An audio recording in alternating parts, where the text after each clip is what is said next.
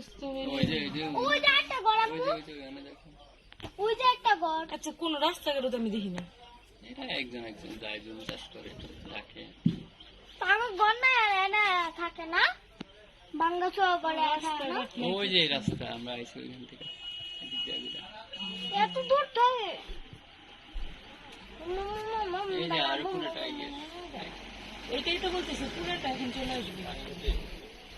ও মাম্মা, পানি খাও, পানি মাম্মা মাম্মা মুড়া আসবে।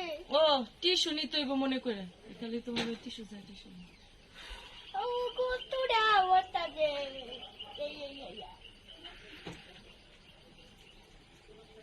মেলাদারি করতে পারলে